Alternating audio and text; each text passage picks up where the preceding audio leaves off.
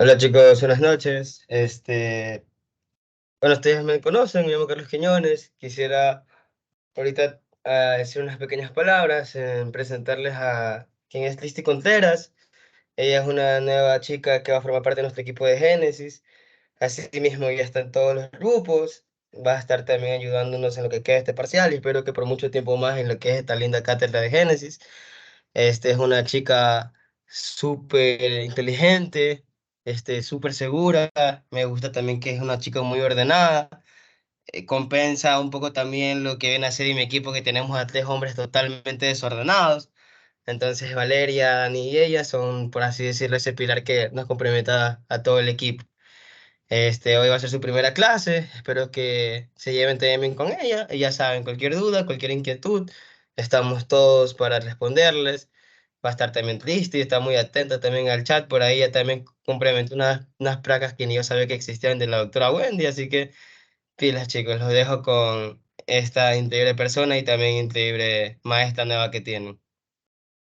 Hola, ¿cómo están? Buenas noches. Como dijo Carlos, mi nombre es Cristi Contreras y el día de hoy, tengo el gusto de dar la cátedra sobre osificación endocondral e intermembranosa.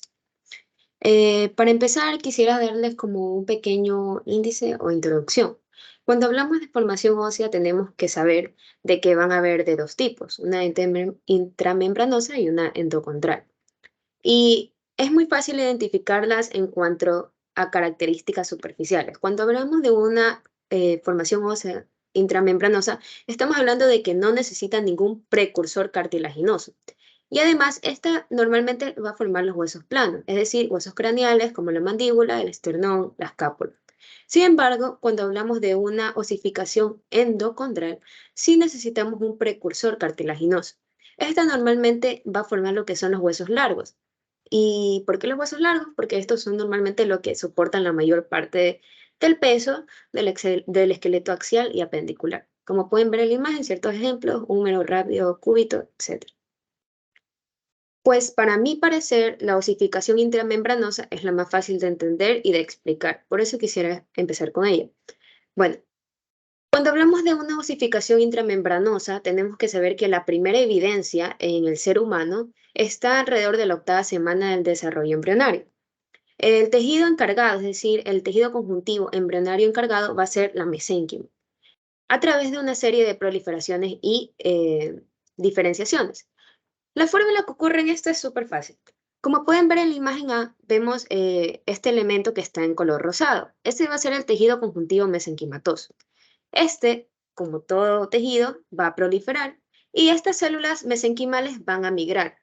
Van a migrar a lo que conocemos como centro de osificación, esta estructura que vemos en todo el centro. Normalmente esas células mesenquimales van a migrar a la parte más medial, más central del centro de osificación, que como lo pueden ver en la imagen serían estas celulitas de color como celeste.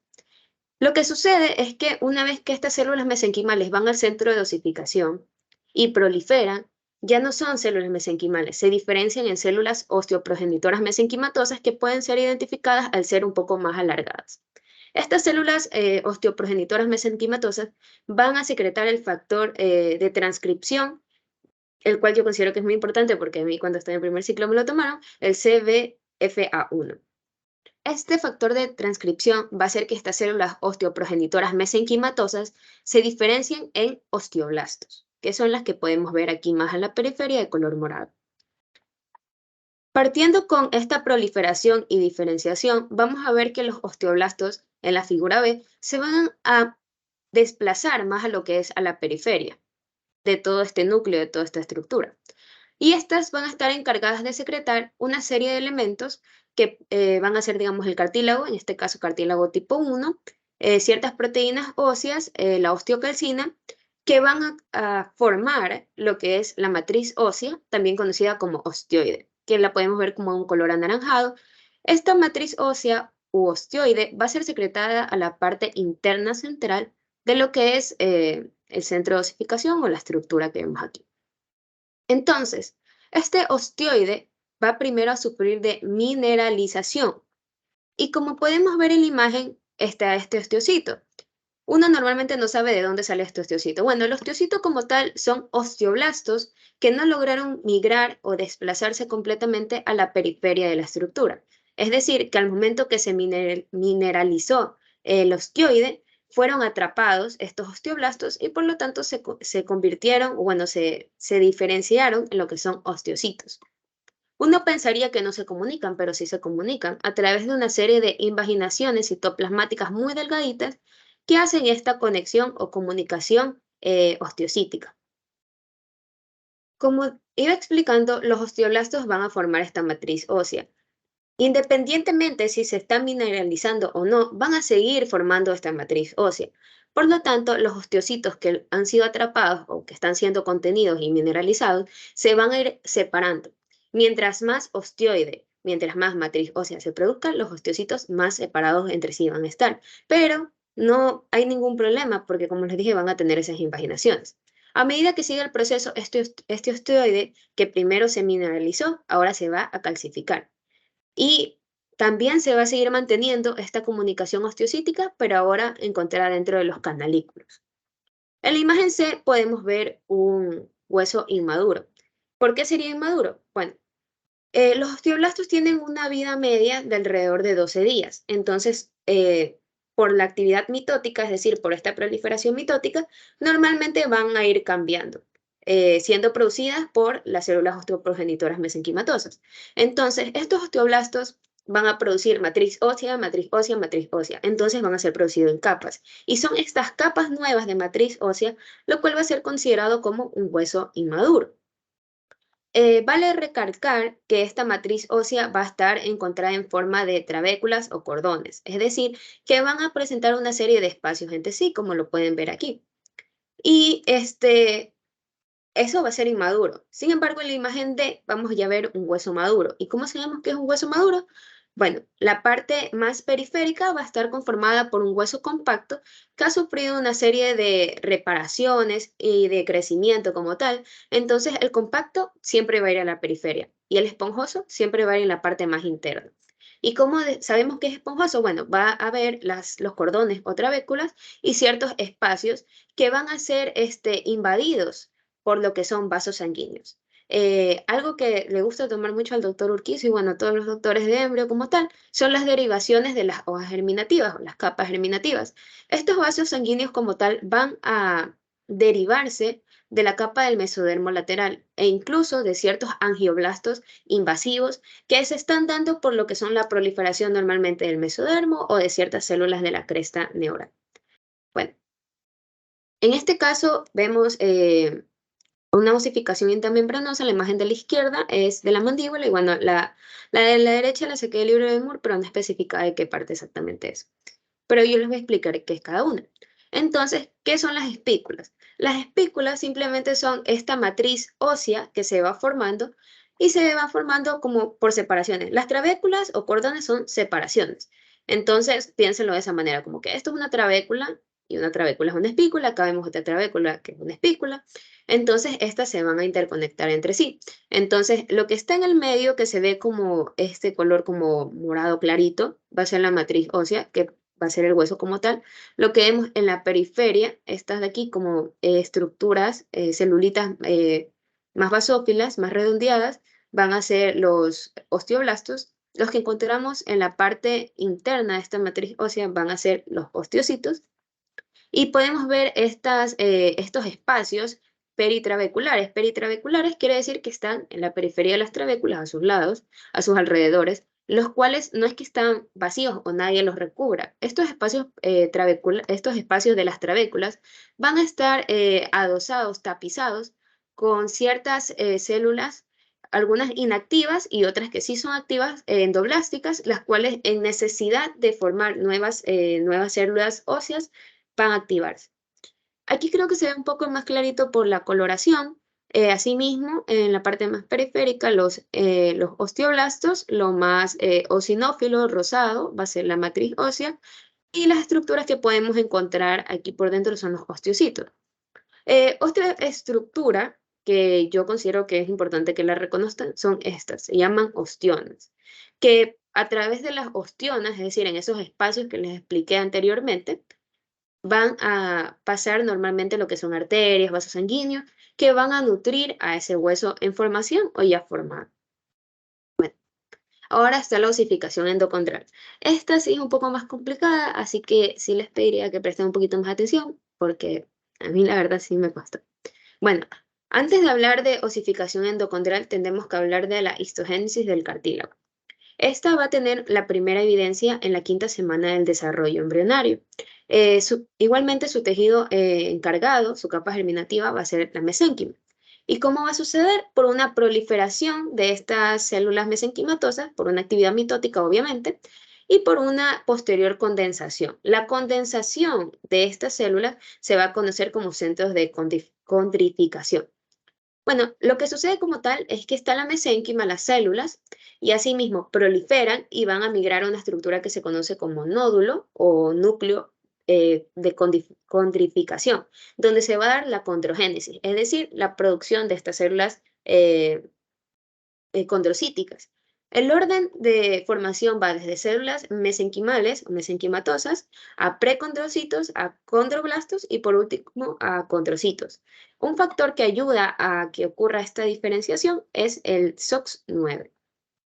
Bueno, asimismo, siguiendo con la histogénesis del cartílago, tenemos que saber que según el tipo de matriz extracelular que sea secretada por estas células condroblásticas, vamos a encontrar el tipo de cartílago. Es decir, si la matriz es con esta parte hialina que vemos aquí en la imagen, va a ser cartílago hialino. Si tiene una parte fibrosa y también cartilaginosa, va a ser fibrocartilaginoso. Y si está con parte elástica, va a ser un cartílago elástico. Y cada uno va a tener una ubicación diferente. El cartílago hialino normalmente es en las articulaciones sinoviales, es decir, en donde se encuentran la mayor parte de los huesos, donde tienen una interacción. El fibrocartílago en los discos intervertebrales, es decir, en lo que es la columna vertebral, para que estos no se vayan, por la erosión de los mismos, no se vayan a desgastar. Y el cartílago elástico en los pabellones auriculares.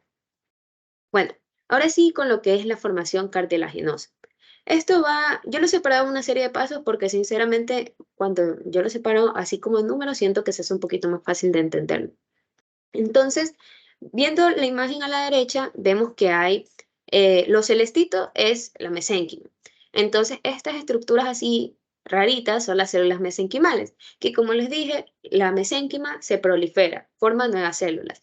Y estas células van a migrar ¿ya? Hacia lo que sería la estructura del el nódulo condrocítico, condrogénico, en donde se va a formar ya la condensación condrogénica.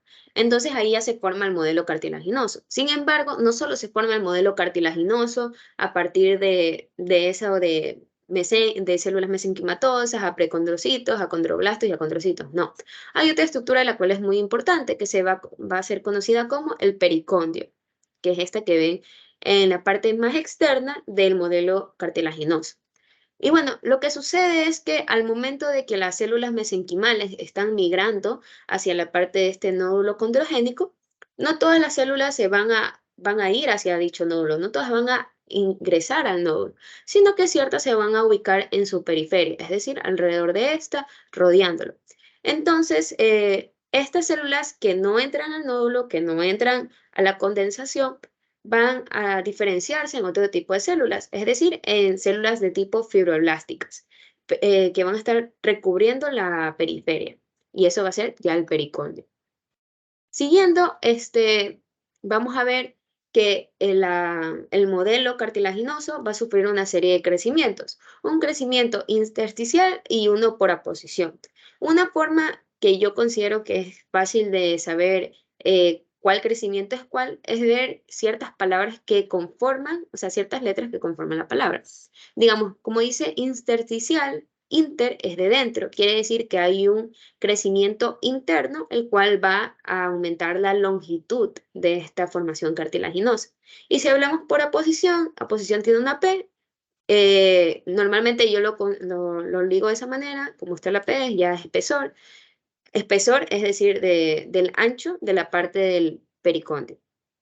Entonces, el crecimiento intersticial, como les dije, es el aumento de la longitud, normalmente dada por estos condrocitos que se agrupan en estos grupos isógenos. Los grupos isógenos no son nada más que agrupaciones de 3 a 4 o 5 condrocitos, los cuales van a estar rodeados por por un tipo de laguna de la matriz que ellos mismos secretan. Es decir, los condrocitos que provienen de los condroblastos también van a secretar esta matriz extracelular, que también puede ser llamada matriz cartilaginosa o incluso sustancia fundamental. Cualquiera de esos tres nombres está correcto. ¿Y cómo uno diferencia esta matriz cartilaginosa de la matriz ósea que habíamos hablado anteriormente? Bueno, la matriz cartilaginosa va a ser rica en cartílago tipo 2, mientras que la otra va a ser cartílago tipo 1. Entonces, hablamos que ocurre un aumento de la longitud por estos condrocitos, por esta formación excesiva de matriz, los cuales hacen que en la laguna, digamos que están este grupo isógeno de 3 condrocitos en una laguna, y cada uno produce su matriz fundamental de manera diferente, en mayor cantidad, entonces eso lo separa. Al separar los condrocitos entre sí, estamos hablando de que que aumenta en longitud. Sin embargo, cuando hablamos de la aposición, estamos hablando de la parte del pericondio. El pericondio va a estar dividido en dos secciones, una porción celular fibrosa externa y una porción condrogénica interna. Entonces, la fibrosa externa también va a tener fibras de colágeno tipo 1 y fibroblastos, pero esta no va a ser la que ayude al crecimiento por aposición. La que ayuda de verdad al crecimiento por aposición es la capa celular condrogénica interna, es decir, que está conformada por condroblastos.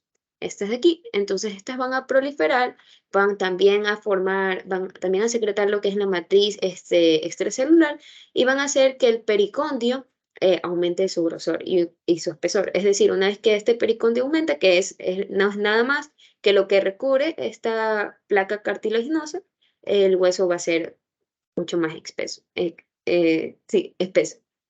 Por eso es que hago la relación de condrocitos con los grupos isógenos y pericondio más con los condroblastos de la porción, o sea, de la capa condroblástica interna del pericondio.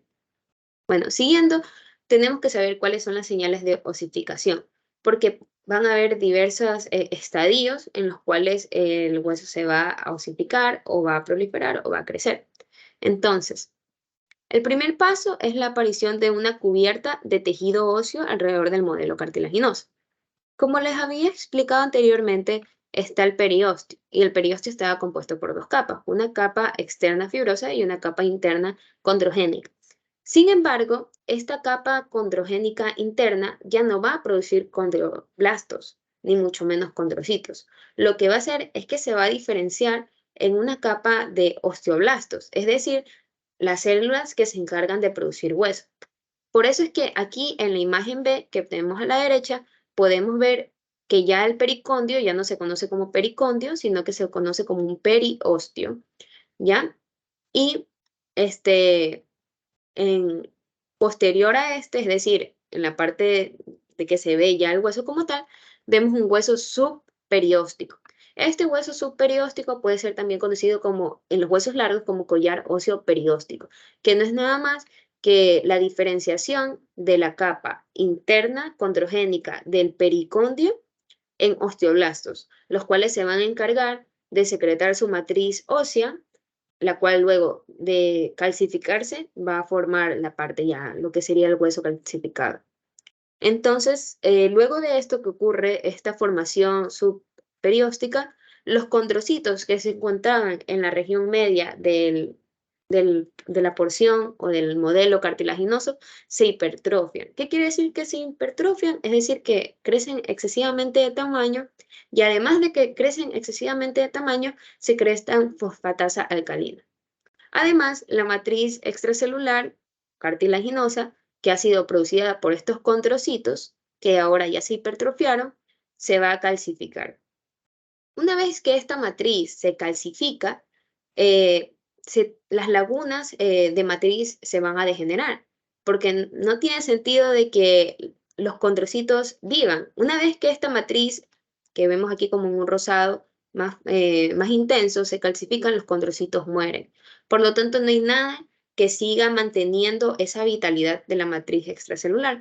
Por lo tanto, las lagunas que rodeaban con matriz a estos condrocitos también se va a degenerar. Bueno, entonces, lo que ocurre en este caso es que la matriz cartilaginosa, una vez que se calcifica y los condrocitos mueren, las lagunas, es decir, las lagunas que rodean a estos condrocitos van a confluir y van a formar esta cavidad que ven aquí, como en café. Y lo que sucede es que este cartílago hialino calcificado se comienza a degenerar y forma este tipo de espículas irregulares, que como pueden ver, ninguna es del mismo grosor, del mismo tamaño ni de la misma forma. Y lo que ocurre es que en el periósteo, de nuevo, como estaban ciertas células mesenquimales, estas en el mismo periósteo va a penetrar lo que son normalmente vasos sanguíneos a través del collar óseo. Es decir, el collar óseo, el hueso subperióstico, penetra ciertos vasos sanguíneos, los cuales van a nutrir a esta osificación.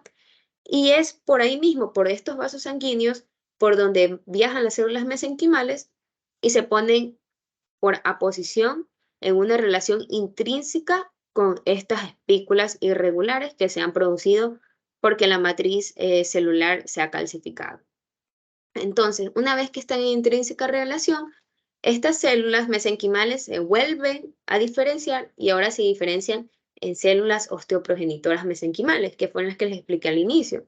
Es decir, de células osteoprogenitoras mesenquimales van a pasar a osteoblastos, de osteoblastos van a producir su matriz ósea nuevamente y así van a continuar el ciclo hasta que se osifique completamente. Siguiendo, bueno, en esta imagen lo quise hacer más grande para que se entienda bien lo que estoy explicando, y es que vamos a conocer como el centro de osificación primario, a donde se forma este modelo cartilaginoso por primera vez, es decir, en la diáfisis. Un hueso largo siempre tiene diáfisis y epífisis. Diáfisis va a ser la parte central, mientras que las epífisis van a encontrarse en sus dos ejes, en su más distal y en su más proximal.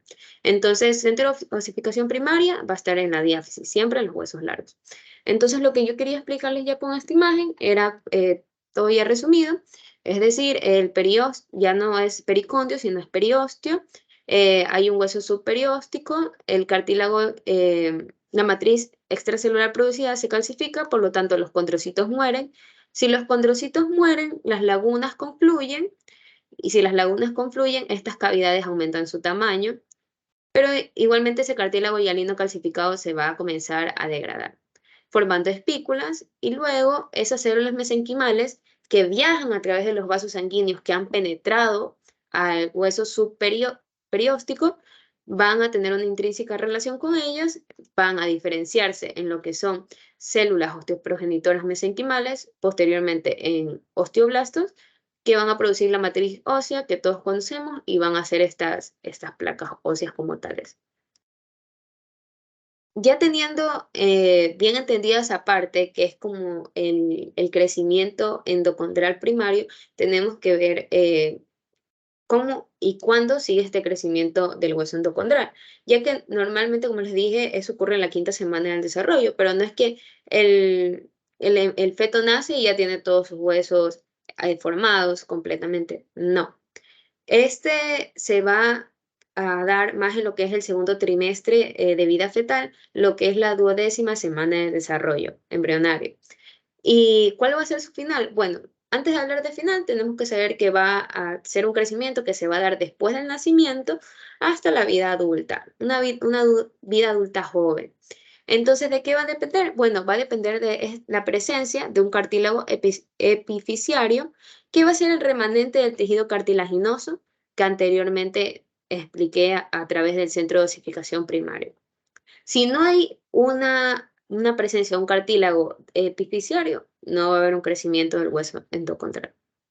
Bueno, siguiendo,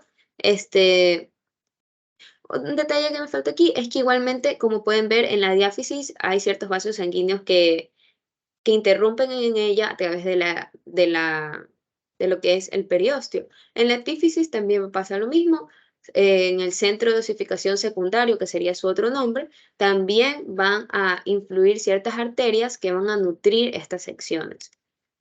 Ahora vamos a hablar de las zonas del cartílago epifisiario para que se dé lo que se conoce como el crecimiento del hueso endocondral completo en la parte de la epífisis. Podemos ver una zona de cartílago reabsorbido, la cual no demuestra y no se comprueba ningún tipo de proliferación mitótica de estas células eh, que la conforman, es decir, las condroblásticas, ni secretan ningún tipo de matriz. En la zona de proliferación ya podemos ver que se están, valga la redundancia, proliferando dichas células y asimismo ya se encuentran en una organización mucho más definida. Lo podemos ver como filas, que sería aquí que ya lo estamos viendo como que en filita, bueno, perdón, en columnas mucho más definidas. Y ya están secretando su matriz extracelular rica en cartílago tipo 2. En la zona de hipertrofia, que es esta que podemos ver aquí, estas células están aumentando esporádicamente de tamaño, pero también siguen secretando su matriz cartilaginosa, siguen estando aquí. En la parte de la zona de cartílago calcificado se comienzan a degenerar, es decir, la matriz extracelular se comienza a calcificar, los condrocitos comienzan a morir y sucede el proceso que anteriormente les expliqué. Por último, tenemos una zona de resorción, que es la que está mucho más cercana a la zona de la diáfisis, es decir, la zona donde fue el centro de osificación primaria. Y en esta zona de resorción se van a comenzar a formar lo que eran las espículas. Que pueden ver aquí, esto es una espícula, espícula, espícula, espícula, la cual va a luego a hacer esa conexión de diáfisis con epífisis a través de dichas espículas.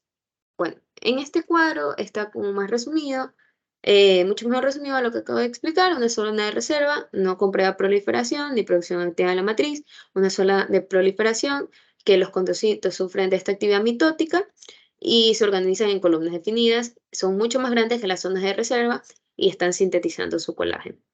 La zona de hipertrofia, condrocitos cuyo tamaño ha aumentado mucho, pero siguen sintetizando activamente colágeno. Una zona de calcificación del cartílago. Estas células hipertróficas se comienzan a degenerar, la matriz se calcifica, el cartílago calcificado va a servir como un armazón inicial para este hueso nuevo. Y por último, una zona de resorción, donde están en un contacto más directo con lo que es el conducto de la cavidad medular, que la vamos a encontrar en la parte de la diáfisis, en la parte interna, y en esta zona vamos a encontrar una cantidad de vasos sanguíneos, pero de menor calibre, y asimismo ciertas células osteoprogenitoras que van a ayudar a la formación de este hueso nuevo para ocupar el espacio y, bueno, formar osteoblastos, la matriz ósea y las placas óseas.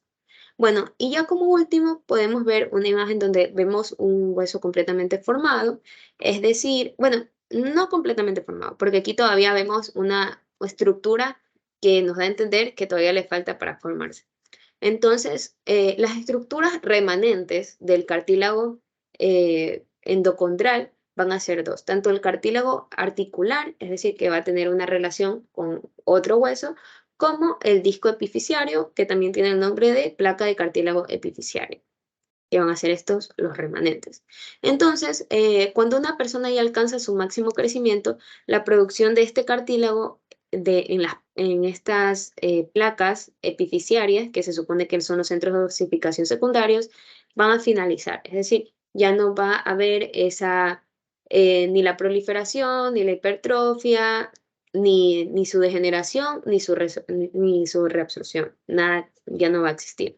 Entonces, este disco epifisiario va a separar lo que es la epífisis con la diáfisis. Y entonces, alrededor de los 20 años, que ya es cuando el 20 años lo tomo como una referencia tanto de hombre como mujer, porque se dice que normalmente, dependiendo del sexo, se tiene diferentes tipos, un desarrollo menor o mayor. Es decir, uno puede terminar antes o después. Entonces ya alrededor de los 20 años ocurre una eliminación de este disco epifisiario que se conoce como cierre epifisiario, que no es nada más que ya es la conexión completa de la epífisis con la diáfisis eh, en la cual este disco epifisiario va a ser sustituido por hueso esponjoso y eso quiere decir que el hueso se ha consolidado completamente, es decir, ya no va a tener ningún tipo de crecimiento, porque como ven en la imagen, lo explica que la epífisis va a crecer por una proliferación de dicho cartílago epifisiario, pero si ya este cartílago ya no tiene más que producir, este disco se cierra completamente, ya quiere decir que hasta ahí la persona va a crecer, hasta ahí sus huesos se van a formar y hasta ahí llega lo que es la osificación endocondral. Y bueno, como frase, quería decirle que la inteligencia no solo se basa en el conocimiento que ustedes tengan, sino en cómo decidan aplicar los conocimientos en su práctica diaria. Muchas gracias.